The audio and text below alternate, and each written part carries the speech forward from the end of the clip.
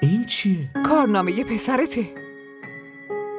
جدیدن گوشواره گوشش میکنه. آره نه خیر، حضرت آقا حواسش پیش یه دختر دیگه است. اوه ماشاءالله ماشاءالله، مبارکه. معنیش اینه که پسرمون برامون یه عروس پسند کرده. حواست باشه، چنین دختر بی سر و پایی رو عروسم نمی کنم. چرا اینطوری حرف میزنی؟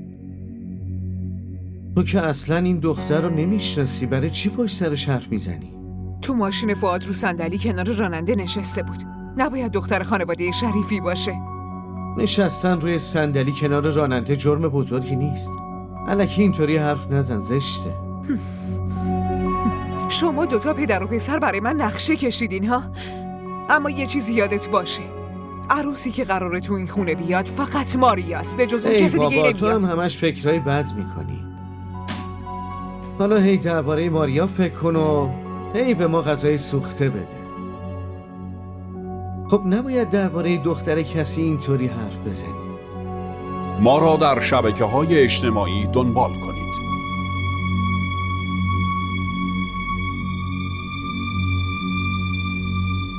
توی ازدواج غیر سنتی از این مشکلات هست. باید با کل دنیا جنگید عزیزم.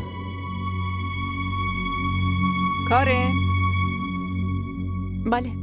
ببین دخترم، غذای مورد علاقت رو پختم، زود بیا. مامان نمیخواد انقدر حواستون به من باشه. من یه دختر که بیشتر ندارم. اما من لیاقت محبتهای شما رو ندارم مامان. ای بابا، عروسک من چش شده. چی شده؟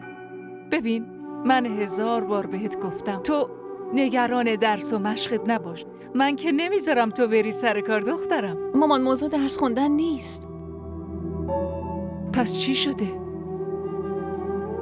چی شده کارن دخترم؟ بگو، منو اذیت نکن. کارن، منو اذیت نکن، زود باش، بگو چی شده؟ مامان لطفاً منو ببخش. من از اعتماد شما سوء استفاده کردم. چی داری میگی؟ مامان، اون دکتره که همسایمون هست، دکتر فؤاد. مامان، ما همدیگر رو خیلی دوست داریم و یه 2-3 باری هم همدیگر رو دیدیم. همدیگر رو دیدین؟ خب یعنی چی؟ منظورم اینه که ما با همدیگه شام خوردیم و اونم منو از دانشگاه رسوند خونه.